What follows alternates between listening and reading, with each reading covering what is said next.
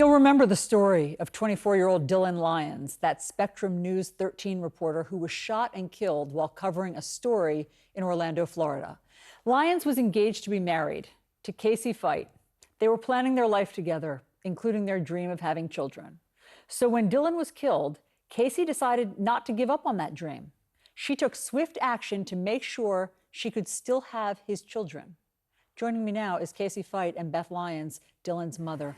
Ladies, thank you so much for being here. I'm so sorry for this ordeal that you've both been through. I know that you're both still dealing with all of the grief and the devastation from this. So Casey, just tell us what you did, what the swift action was that you took to preserve your dream of having Dylan's children. So we got home from the hospital the night our lives turned upside down, and I just was, as you can imagine, completely devastated. Everything that I was so excited for, Dylan was so excited for, was taken from me just because a crazy person with a gun. And we were just, consoling each other, his mother and I, and, out of nowhere, she had this idea to possibly harvest his sperm. And this is something I had never heard of before in my life. I know that this is something that people do when they have cancer and they want to preserve their eggs or their sperm before chemo, whatever. But she had this idea, and we believe that it was Dylan sending us a message, because I always told Dylan he can't leave me. We have to get married. We have to have children together. We have to have a life together. And he knew that.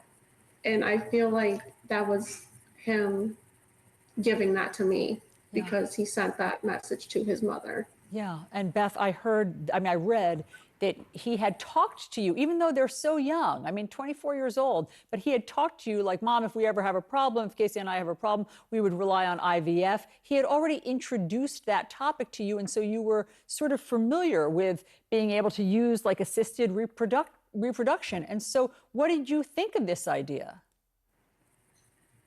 I feel like my wonderful son was sending me messages, because I have 3 children, and I had previous miscarriages. So Dylan knew that, and we talked about what it took for me to have children. So he was always concerned that he would have a problem, and Casey was too. And he said, Mom, if I ever have a problem, there's always IVF. And I said, that's wonderful.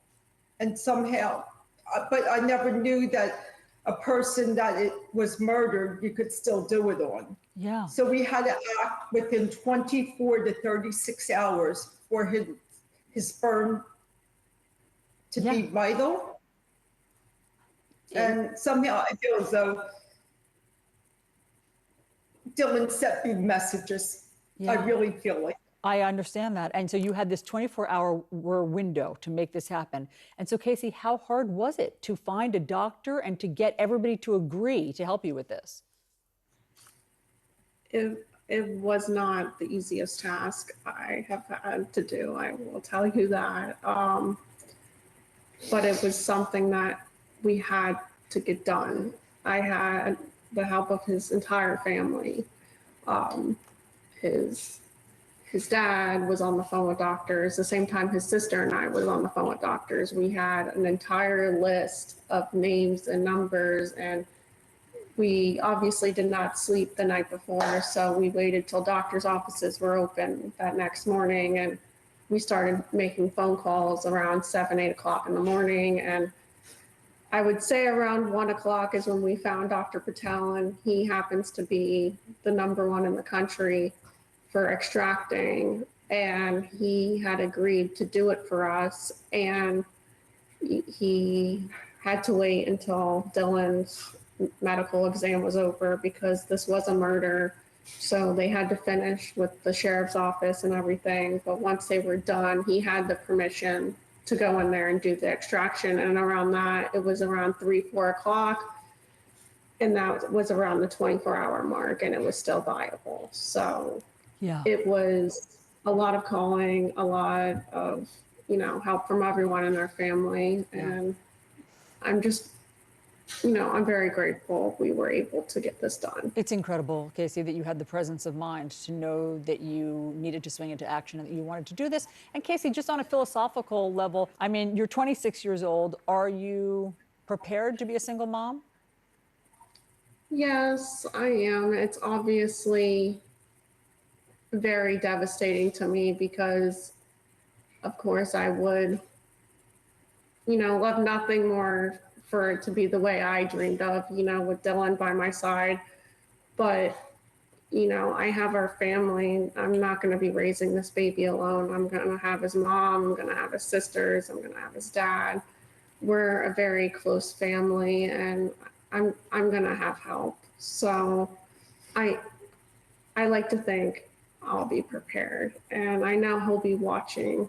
He'll be looking over me and our baby. Yeah. I know that you're looking for some financial help to make this happen. You have a GoFundMe page. We'll put it up right now. People can find you on this GoFundMe page. It says, "My fiance, the love of my life, was murdered." And yeah, we wish you the best. Casey Veit, thank you very much for your candor and telling us about this journey that you're on. And Beth Lyons, we're so sorry for both of your losses. Thank you very much, ladies. We'll be thinking of you. Thank Thank you. you.